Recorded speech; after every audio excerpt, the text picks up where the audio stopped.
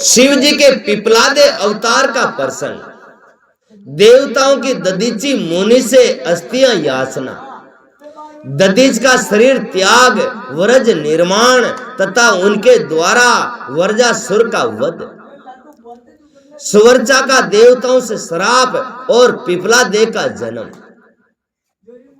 और उनका विस्तृत वृत्तांत। मां बुद्धिमान संत कुमार जी, अब तुम अत्यंत आह्लाद पूर्वक महेश्वर के पिपलादे नाम के महाकुष्ठ अवतार का वर्णन श्रवण करो। ये उत्तम आख्यान भक्ति की वृद्धि करने वाला है। मुनीश्वर, एक समय दैत्यों ने वर्जासुर की सहायता से इंद्र आदि समस्त देवताओं को पराजित कर दिया। कश्यप डाकू वर्जासुर। तब उन सभी देवताओं ने सहसा दधीच आश्रम में अपने अपने अस्त्रों को फेंक कर तत्काल ही हार मान ली। वहां वर्जासुर क्यों मरे? ब्रज को शस्त्र बन्योड़ा ब्रज मने पत्थर, पत्थर कतरो कठोर, ब्रज इतरो कठोर की हाड़ क्या हवे और वहां को जो वस्त्र बन्योड़ो हवे जो वो वर्जासुर मरे वो कागज क्यों न मरे? तो ये देवता थारे हार और वहां का सामाना ने फांक और दधीच ऋषि के मुनि पे वहां दधीच ऋषि, ये महाराज आवे नहीं, ये दधीच है, वहां पंताला है। हाँ, ये वहां के जात का है, दधीच बामण है, वहां का महिला है, वहां का हाड़ क्या ब्रज का ही हो। हाँ दादी है जो दधीच है जो दादी वहां का हाड़ क्या ब्रज का, वहां का हाड़ क्या यो बनावे अस्त्र छोड़े तो वो डाकू मरे दीजिए नंबर। हुकुम आपको एक बात कहता हूं, ये महाराज है ना, ये टिक करने को जन्म जिदी एक वो मतलब महावीर जी डॉक्टर साहब जी का एक भाई बंद है। हां, जो कहने वाला था सब भाई बंद है, तो भाई बंद है। हां, महाराज का भाई है। तद पश्चात मारे जाते हुए वे इंद्र सहित संपूर्ण देवता तथा देव ऋषि शीघ्र ही ब्रह्म लोक में जा पहुंचे और वहां ब्रह्मा जी से उन्होंने अपना दुख सुनाया।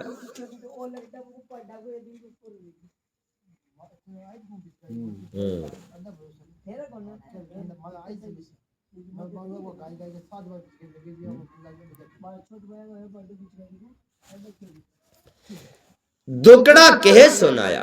देवताओं का वे कथन सुनकर लोक पिता में ब्रह्मा सारा रहस्य यथार्थ रूप से प्रकट कर दिया कि ये सब उत्साह करतूत है। उस टान से ही तुम लोक का वध करने के लिए तपस्या द्वारा इस महातेजवी वर्जासुर का उत्पन्न किया।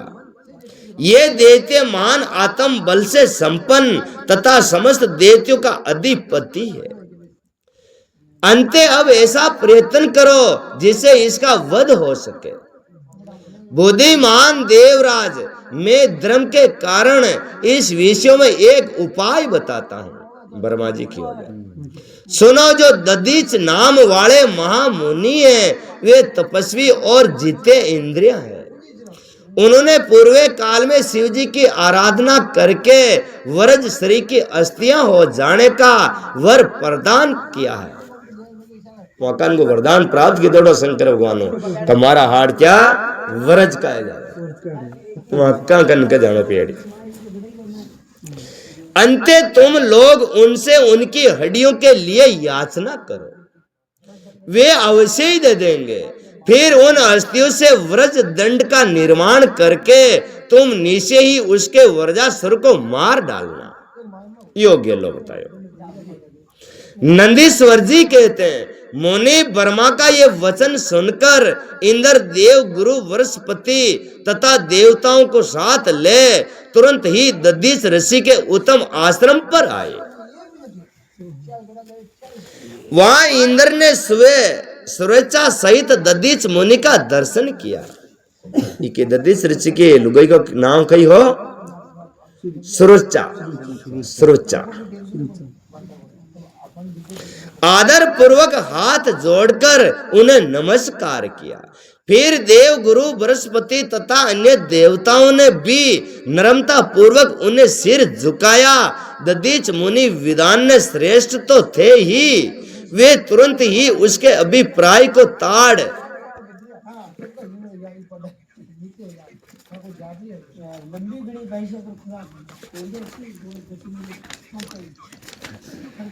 गए। तब उन्होंने अपनी पत्नी सुरुचा को अपने आश्रम से अन्यत्र भेज दिया। तत्पश्चात देवताओं सहित देवराज इंद्र, जो स्वार्थ साधन में बड़े दक्ष है, यर्थ शास्त्र का आश्रय लेकर मुनीश्वर से बोले। इंद्र ने कहा, मुनि आप महान शिव भक्त दाता तथा शरणागत रक्षक है, इसलिए हम सभी देवता तथा देव ऋषि चवष्टा द्वारा अपमानित होने के कारण आपकी शरण में आए हैं। चवष्टा वो पढ़ रहे हो जी के जी टेम्प वहां के ला रहे। चवष्टा वो राक्षस हो। विप्रवर आप अपनी व्रजमयी अस्थियां हमें प्रदान कीजिए, क्योंकि आपकी हड्डियों से व्रज का निर्माण करके मैं उस देवद्रोही का वध करूंगा। इंद्र के यूं कहने पर परो उपकार परायण दधीच मुनि ने अपने स्वामी शिव का ध्यान करके अपना शरीर छोड़ दिया। बस प्राण त्याग दे दो, ले जाओ आठ त्याग भाई, दो जगह काम आती है वह तो माँ के बस ले जाओ सामान देख अट्टा तक मुड़। हाँ भगत वहां के जीर्णो हो रही भाई कि तो हाट क्यों वो मेरी मन हाट जा देव जी पहली वक्त चित्तहरा। उनके समस्त बंधन नष्ट हो चुके थे। अंत वे तुरंत ही ब्रह्म लोक को चले गए। उस समय वहां पुष्पों की वर्षा होने लगी और सभी लोग आश्चर्य चकित हो गए। तदंतर इंद्र ने शीघ्र ही सुरभि गो को बुलाकर उस शरीर को चटवाया। एक गाय बुलाई और पचवा शरीर का खालडो ने खाडन खोई तो वो गाय ने चटवा और वहां हाड़ क्या रचा दूजा मास ने तो है और उन हड्डियों से अस्त्र निर्माण करने के लिए विश्वकर्मा को आदेश दे दिया। तब इंद्र की आज्ञा पाकर विश्वकर्मा ने शिवजी के तेज से सुदृढ़ हुई उनकी वज्रमयी हड्डियों से संपूर्ण अस्त्रों की कल्पना की। उनके रीढ़ की हड्डी से व्रज और बहेश्री नाम के बाण बनवाया तथा अरे छोरा ठबना रहे अन्य अस्थियों से अन्याय बहुत से अस्त्रों का निर्माण किया। तब शिवजी के तेज से उत्कृष्ट को प्राप्त हुए इंद्र ने उस व्रज को लेकर क्रोध पूर्वक व्रजासुर पर आक्रमण कर दिया। ठीक उसी तरह जैसे रुद्र ने यमराज पर दावा किया था, फिर तो कवच आदि से भली भांति सुरक्षित हुए इंद्र ने तुरंत ही पराक्रम प्रकट करके उस व्रज द्वारा व्रजासुर के पर्वत शिखर सरी के सिर को काट गिराया। वो बाण छोड़ जो व्रजासुर तो सीतारा। तात उस समय स्वर्गवासियों में महान विजय उत्सव मनाया गया। इंद्र पर पुरुषों की वृष्टि होने लगी और सभी देवता उनकी स्तुति करने लगे। तदंतर महाआत्म बल से संपन्न दधीच मुनि की पत्नी व्रता पत्नी सुरुचा पति के आज्ञा के अनुसार अपने आश्रम के भीतर गई। वहां देवताओं के लिए पति को मरा हुआ जानकर वे देवताओं को श्राप देते हुए बोली, ओ क्यों रा मारा बेन न मारे क्यों रा मन खंदा एक फाड़ है और मारा बेन न मरा नहीं चोरा। सुरुचा ने कहा, अहो इंद्र सहित ये सभी देवता बड़े दुष्ट हैं और अपना कार्य सिद्ध करने में निपुण मूर्ख तथा लोभी है। इसलिए ये सबके सब आज से मेरे श्राप से पशु हो जाए। क्या हो जाए? पशु हो जाए। सब जितना भी देवता है नहीं सब पशु हो जाओ। और ये पशु जो यहाँ को पशुपति नाथ के यानी पाचा ये खाडे नहीं, ये डंडा डोर में ये फाड़े खाडे कोई खाडे पशुपति खाडे। पशुपति की जितने सेवा नहीं करे जितने मन पशु पशु का समान और कुछ नहीं।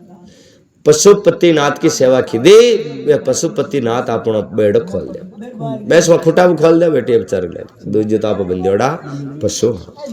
या सब देवता ने एक दिन पशु बनना पेड़ी खड्डे बनना पेड़ी। एक वह जगह आई जड़े कोई राक्षस जो पैदा हुए जड़े वो मरे कौन है, वो एक ही मेरी संसार पर सब पशु हो जाए ना जी टाइम पे ये सब देवता आगा आई देगी जी टाइम पे ये सब देवता पशु बनिया और पचे यहाँ का उदार भी अंदर थे इस प्रकार उस तपस्वी महापत्नी सर्वेचा ने उन इंद्र आदि समस्त देवता को श्राप दे दिया। तत्पश्चात उस पति वर्ता ने पति लोक में जाने का विचार किया। फिर तो मनस्वी सर्वचा ने परम पवित्र लकड़ियों द्वारा एक चिता तैयार की। उसी समय शंकर जी की प्रेरणा से सुखदायिनी आकाशवाणी हुई। वे उस मुनि पत्नी सर्वचा को आश्वासन देते हुए बोली। आकाशवाणी ने कहा, प्राज्ञ ऐसा सहस मत करो, मेरी उत्तम बात को सुनो। देवी तुम्हारे उदर में मुनि का तेज वर्धमान है, तुम उसे यत्न पूर्वक उत्पन्न करो, पीछे तुम्हारी जैसी इच्छा हो वैसा ही करना। और उसी के महीने छोर छोरी हो वो के इन्हें जन्म बादे और पचे थारी इच्छा हो जो कर दिया। कहाँ जीवित मतलब पति सती निवेश का जो पेट में छोर छोरी है नहीं वह सती निवेश का कहाँ वहाँ कोई भी ला रहे सत्य पे वो मर जावे ला रहे जो, क्योंकि शास्त्र का ऐसा आदेश है। क्योंकि गर्भवती को अपना शरीर नहीं जलाना चाहिए, अर्थात सती नहीं होना चाहिए। नंदीश्वर जी कहते हैं, मुनीश्वर यूं कहकर वे आकाशवाणी उपराम हो गई। उसे सुनकर वे मुनि पत्नी शरण भर के लिए विश्रम में पड़ गई। परंतु उस सती साध्वी सर्वचा को पति लोक की प्राप्ति ही अभीष्ट थी, पर यह ज्यादा वैसी। अंते उसने बैठकर पत्थर से अपने उदर को विदरण कर डाला। एक लेप बाठोर वाला चीर पेट में वहां का उड़ जाबो जरूरी है। पति देवता ने कहा वो न भी चढ़ना सारा। तब उनके पेट से मुनीश्वर दधीच का वे गर्भ बाहर निकल आया। उसका शरीर परम दिव्य और प्रकाशमान था तथा वे अपनी प्रभा से दसों दिशाओं को उदासित कर रहा था। तात दधीच के उत्तम तेज से पारदूभूत हुआ वे गर्भ अपनी लीला करने में समर्थ साक्षात रुद्र का अवतार था।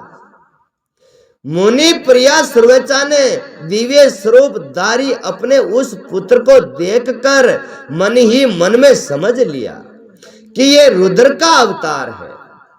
फिर तो वे मां साध्वी परमानंद मगन हो गई और शीघ्र ही उसे नमस्कार करके उसकी स्तुति करने लगी। मुनीश्वर उसने उस स्वरूप को अपने हृदय से धारण कर लिया। तदंतर पति लोक की कामना वाली विश्लेषणा माता सर्वचा मुस्कुराकर अपने उस पुत्र से परम स्नेह पूर्वक बोली। सर्वेचा ने कहा, तात प्रेम शान तुम अब अवश्य वृक्ष के निकट चिरकाल तक स्थित रहो। एक रोंकड़ा इनका छोड़ दोगे अड्डा उबई रिजिडी रिजन था अब तो। मां भाग समस्त प्राणियों के लिए सुखदाता हो और अब मुझे प्रेम पूर्वक पति लोक में जाने के लिए आज्ञा दे दो। वहां पति के साथ रहती हुई मैं रुद्र रूपधारी तुम्हारा ध्यान करती रहूंगी। नंदीश्वर जी कहते हैं, मुनि साध्वी सर्वचा ने अपने पुत्र से यूं कहकर परम समाधि द्वारा पति का ही अनुगमन किया। मुनीश्वर इस प्रकार दधीच पत्नी सर्वचा शिवलोक में पहुंचकर अपने पति से जा मिली और आनंद पूर्वक शंकर जी की सेवा करने लगी। तात इतने में ही हर्ष में भरे उस इंद्र सहित समस्त देवता मुनियों के साथ आमंत्रित हुई की तरह सिद्रपात वहां आ पहुंचे। तब प्रसन्न बुद्धि वाले ब्रह्मा ने उस बालक का नाम पिपलादे रखा।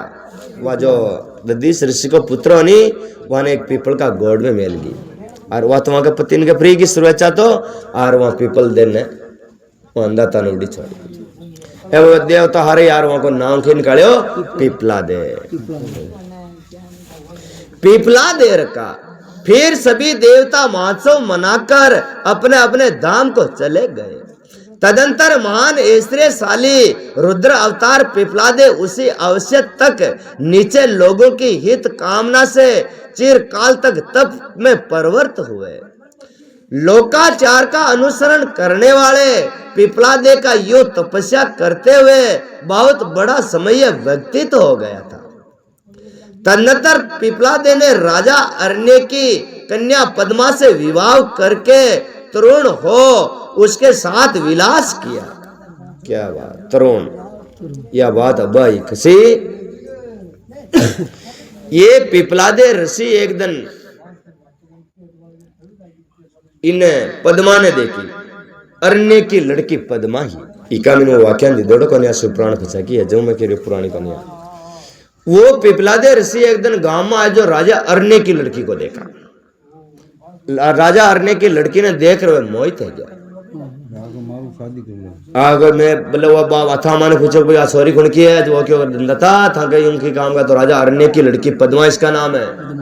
हाँ और वो क्यों यूं तो अपने ब्याह करना वो क्यों लता था तो बुढ़े गिटार इनो किड्डे ब्याह करोगे वो क्यों घटा के जाओ उड़ा के गए। वह सुबह 10 बजे हुआ तो उन्होंने मीटिंग ही लता जा पूछा पिपला दे जहाँ राजा अरण्य क्यों तेरी लड़की से मैं शादी करना चाहता हूँ।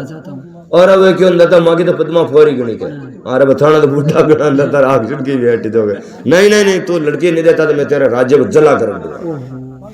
वो डापा पड़ जाओ लड़की देवा राज्य ने जड़वा कहीं करो राज्य जड़ी तो आप ही जड़ो मिले पचा गुरुजन और हारू वह निर्णय ली दो पचा हारी गुरुजन यही क्यों राजा तू एक लड़की को किसी को देगा तो है ही है ना इस महाराज को ही दे दे और तेरी पूरी संपत्ति को बचा ले। उसने ऐसे ही किया पद्मा को तो उसको दे दिया। ये पिपलादे ऋषि ने वहां के संपत्ति बचा ली थी। और वही पद्मा ने पूछा तरुण मतलब जवानी पाछो वो डोगरो पाछो जवान है उन मुनि के 10 पुत्र उत्पन्न हुए जो सबके सब पिता के ही समान महात्मा और उग्र तपस्वी थे। वे अपनी माता पद्मा के सुख की वृद्धि करने वाले हुए। उस प्रकार महाप्रभु शंकर के लीला अवतार मुनीश्वर पिपलादे ने महान ऐश्वर्यशाली तथा नाना प्रकार की लीलाएं की। उन कुरपालों ने जगत में शनैचर की पीड़ा को जिसका निवारण करना सबकी शक्ति के बाहर था देकर लोगों को प्रसन्नता पूर्वक ये वरदान दिया कि जन्म से लेकर 16 वर्ष तक की वायु वाले मनुष्यों को तथा शिव भक्तों को शनि की पीड़ा नहीं सताएगी। वे पिपलादे ऋषि वो की दो शनेश्वर महाराज ने किया एक तो होड़ा बरसती कोई आदमी ने नहीं लागना और शिव भगत ने मुझे नहीं लागना। हाँ शिव भगत ने तो नियम ने लागना और दूजा मन का ना थोड़ा साल को तो लाग सके फैलने वाले ने थोड़ा गाड़ी यह बात है तो कोई बनाई पिपलादे शनिदेव प्रार्थना करी। अरे वे तो शंकरा ने प्रार्थना कही करे वे तो शंकर भगवान को अवतार हो नहीं बात समझे हमारे समझे भी ये दो चीजें बड़े मजा जी तो मनुष्य जीवन में मतलब 16 वर्ष को है जेटा नेवड़ा तक वाने तो मत लाग जाए मत सता जी। हाँ और एक शिव भक्त है जिन्हें तो नियम की कीजिए मत। हाँ ये मेरा वचन सर्वथा सत्य है। यदि कई शनि मेरे वचनों का अनादर करके उन मनुष्यों को पीड़ा पहुंचाएगा तो वे निसंदेह भस्म हो जाएगा। ओहो अत्रो की हो गन गले बोधी ने गले हाँ 16 साल का पहली लाग जाओ शनि महाराज तो बस में पड़े वहाँ बस रहना पड़े। और एक शिव भक्त ने जाओ तो वहाँ का ये वचन है बस वो शनि महाराज बस ने चीजें तो मोटा है वो भस्म कर वाला तो मोटा प्रार्थना कर वाला तो सेवक है ये तो भस्म कर वाला तो मोटा आदमी है तो सेवक ने जिंदगी गुण कर हाँ वही तो बात मानना पड़ेगी। तात इसलिए उस भय से भीत हुआ अगर श्रेष्ठ स्नेचर विकृत होने पर भी वैसे मनुष्यों को कभी पीड़ा नहीं पहुंचाता है। विकृत होता वहां की राशि में विकराल है जावे तो ही वहां वो फोड़ा नहीं दूजा आपने दूजा की राशि में विक्र पे जाती नियम की के हणमन करना कापन है पण वाका पर हणमन न करे। मुनीश्वर इस प्रकार मैंने लीला के मनुष्य रूप धारण करने वाले पिपला दे का उत्तम चरित्र तुम्हें सुना दिया। ये संपूर्ण कामना को पूर्ण करने वाला है। गादी कौशिक और महामुनि और पिपलादे ये तीनों स्मरण किए जाने पर सनेसर जनित पीड़ा का नाश कर देते हैं। क्या बात, कौन कौन को नाम? एक तो गादी, ठीक है, गादी कौशिक और महामुनि पिपलादे, तीन नाम ले लेनी तो वह महीने बढ़िया ये तो इधर इधर और निकल जाओ पग छोड़ दो। हाँ अब वो अपन नट बदल ये लटवा दो मंत्र ले आओगे डोर बिठो हैं। दादी तो नहीं, गादी कौशिक गादी कौशिक पिपलादे मुनीश्वर पिपलादे माँ मुनि है, माँ मुनि करवली माँ मुनि, मुनि तो है आ रही पर ये माँ मुनि है। माँ मुनि महादेव के बराबर पिपलादे महादेव का अवतार है। दादीच नहीं है वो जी, गादी कौशिक गादी गद्दीच पिपलादे माँ मुनि पिपलादे या तीनों को नाम लेवनी तो शनि महाराज ने लागोड़ा होती धीरे धीरे भरो। ये तीनों स्मरण किए जाने पर सनेसर जनित पीड़ा तनिक भी पीड़ा का नाश कर देते हैं। वे मुनीश्वर दद्दीच जो परम ज्ञानी सत पुरुषों के प्रिय तथा मान शिव भक्त थे, धन्य है जिनके वहां जहां स्वयं आत्म ज्ञानी मेश्वर पिपलादम नाम के पुत्र होकर उत्पन्न हुए। तात ये आख्यान निर्दोष सर्वे प्रद और क्रोह जनित दोषों का सहारक और संपूर्ण मनोरथों का पूर्ण करने वाला शिव भक्ति की विशेष वृद्धि करने वाला है। भगवान शिव के दिदेश्वर अवतार की कथा, राजा भद्रायु तथा रानी कीर्ति मालिनी धार्मिक दृढ़ता की परीक्षा। देख इको देखे कई मान गवा भजन करता टेम थोड़ी वाली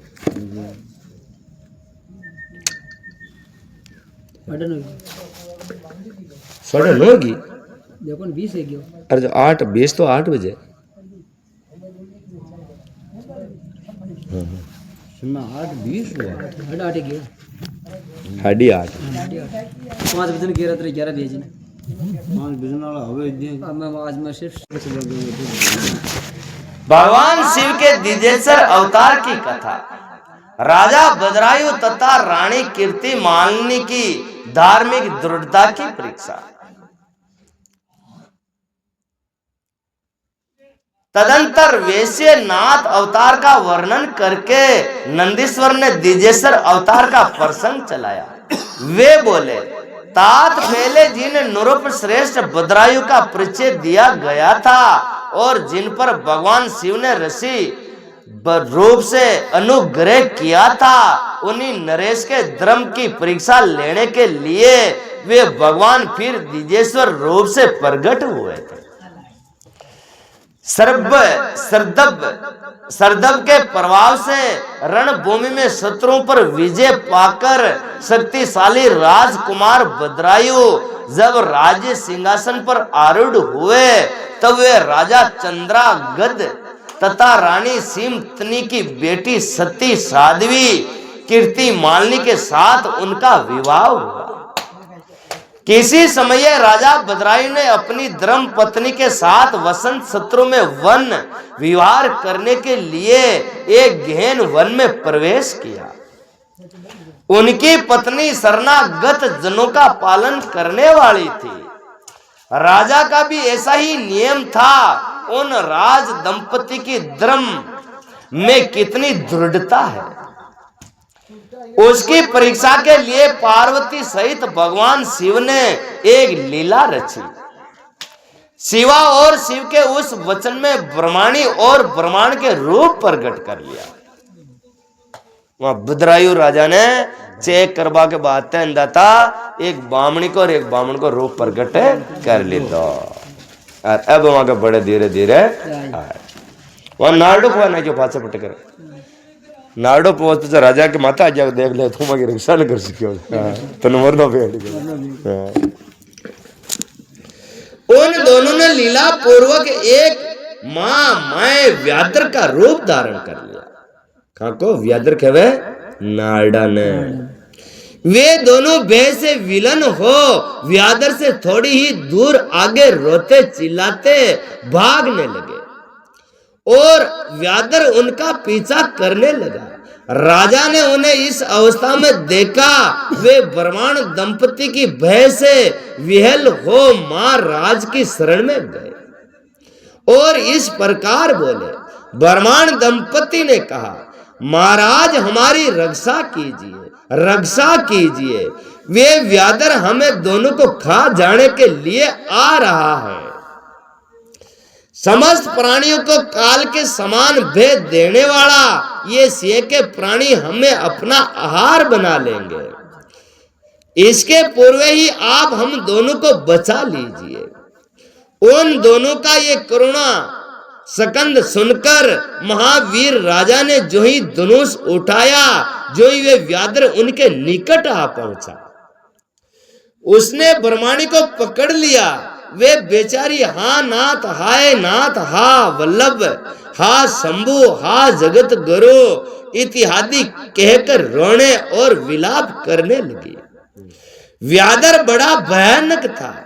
उसने जो ही ब्रह्माणी को अपना ग्रास बनाने की चेष्टा की, जो ही भद्रायु ने तीखे बाणों से उसके ब्रह्म में आघात किया, परंतु उन बाणों से उस महाबली व्याघ्र को तनिक भी व्याप्ता नहीं हुई। वे ब्रह्माणी को बलपूर्वक घसीटता हुआ तत्काल दूर निकल गया।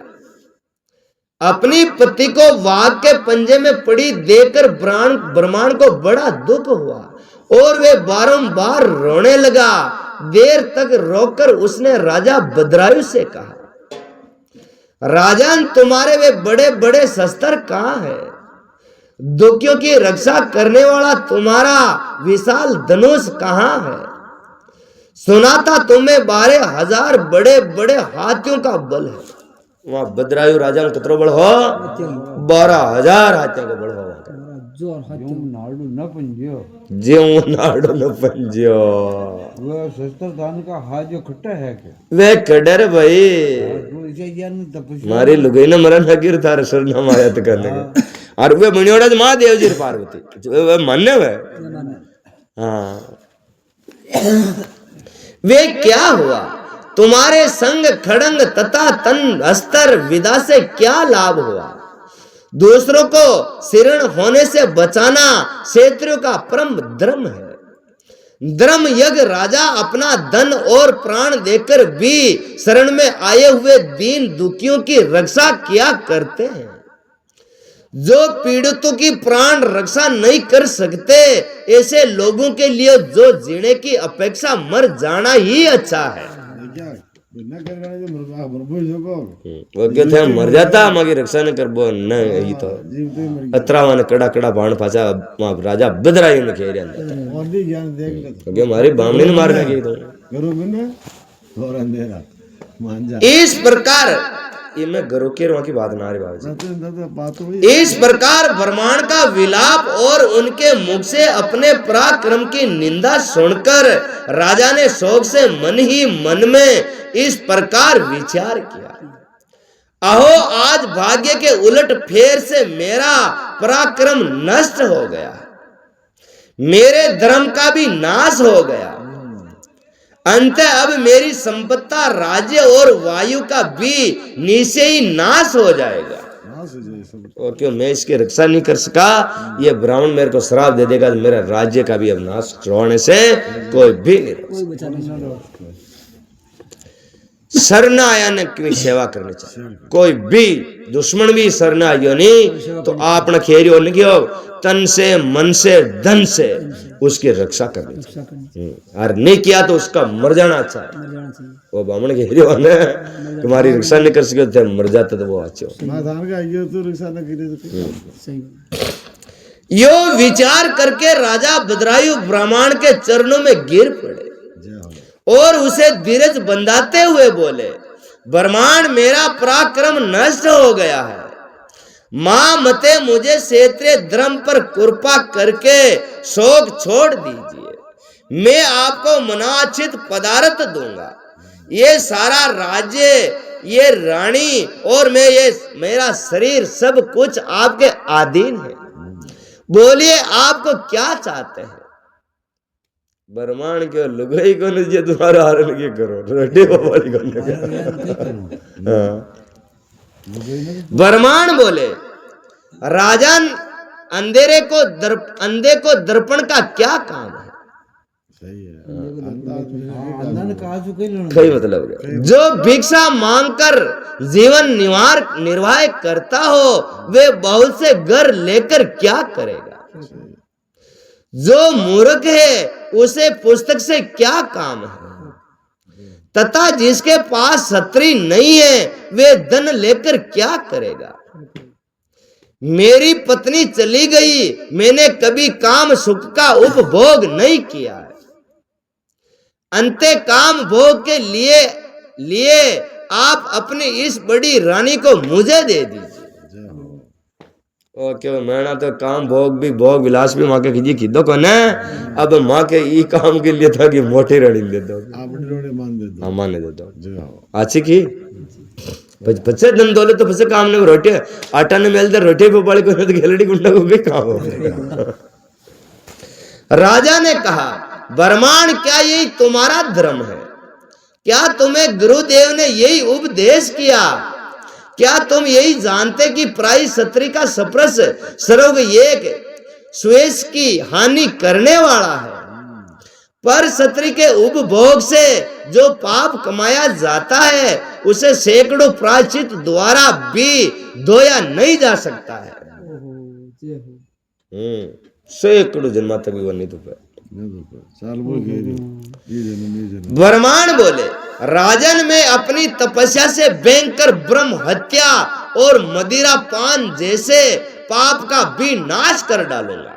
और क्यों आपना में थोड़ा पावर है तो दे दे लुगी इनके पान को लगा के दर सब दो भाग है का अपना के साथ दो ना का ब्रह्म हत्या तक दो ना का लुगी की बात है। फिर पर क्षत्रिय संगम किस गिनती में है? अंते आप अपनी इस भार्या को मुझे अवश्य दे दीजिए, अन्यथा आप नीचे ही नरक में पड़ेंगे। ब्रह्मांड की इस बात पर राजा ने मन ही मन में विचार किया कि ब्रह्मांड के प्राणों की रक्षा न करने से महापाप होगा। अंते इसे बचने के लिए पत्नी को दे डालना ही सर्वश्रेष्ठ होगा। पत्रों दर पे के पाप तो होदा ये लुगाई ने दे जाता वो बढ़िया रहेगा। या ले जाओ अंदर था। इस श्रेष्ठ ब्रह्मांड को अपनी पत्नी देकर मैं पाप से मुक्त हो सीधे ही अग्नि में प्रवेश कर जाऊंगा। हाँ तुझे बच्चे मुंडो बताओ लुगाई ने तुझे निधे बच्चे मुंडो पता नहीं आओ वहां दीजिए हाँ बच्चे मर जाओ सीताराम। मन ही मन में ऐसा निश्चय करके राजा ने आग जलाई और ब्रह्मांड को बुलाकर उसे अपनी पत्नी को दे दिया।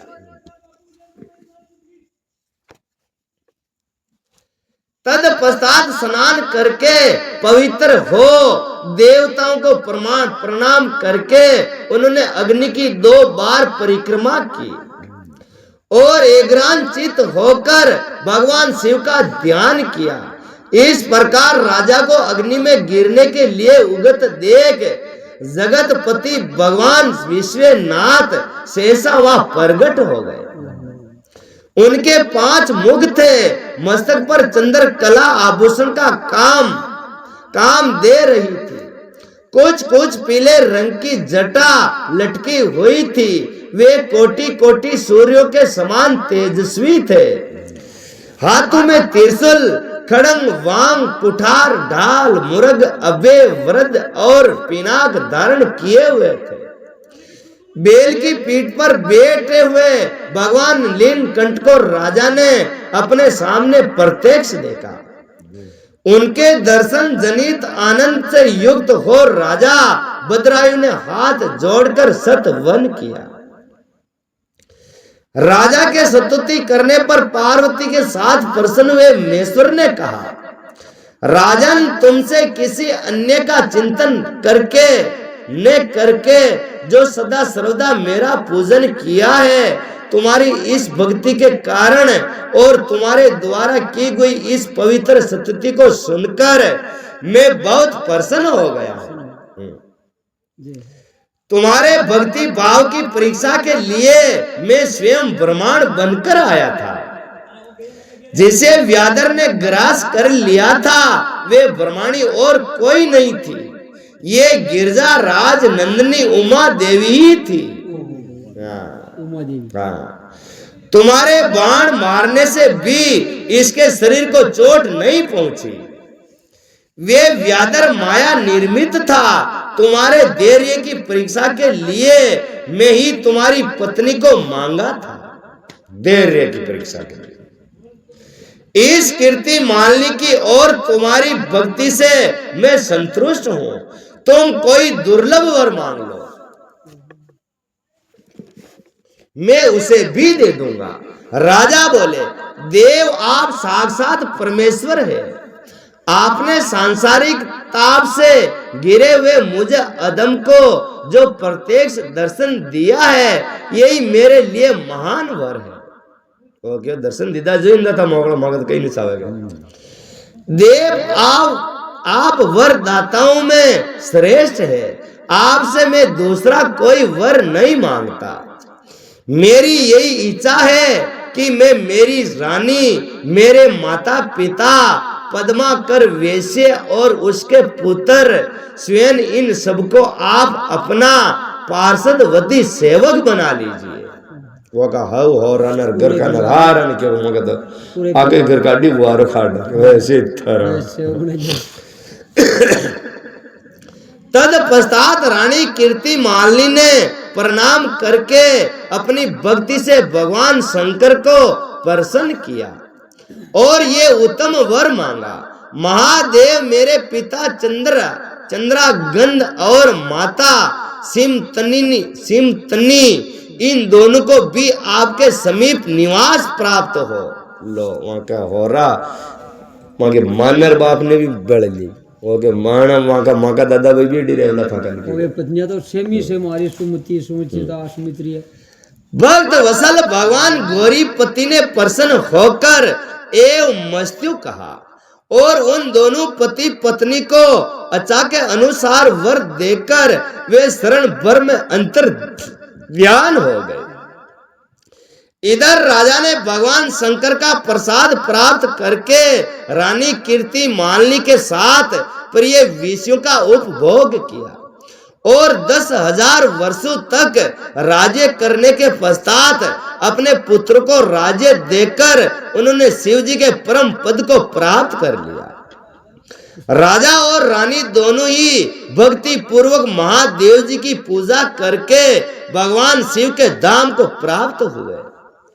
ये परम पवित्र पाप नाशक एवं अत्यंत गोपनीय भगवान शिव का विचित्र गुण अनुवाद जो विद्वानों को सुनाता है अथवा स्वयं भी शुद्ध चित्र होकर पढ़ता है, वे इस लोक में भोग ऐश्वर्य को प्राप्त कर अंत में भगवान शिव को प्राप्त कर लेते हैं। बोलो भगवान शंकर की जय। एक अध्याय नहीं, बहुत महंगा।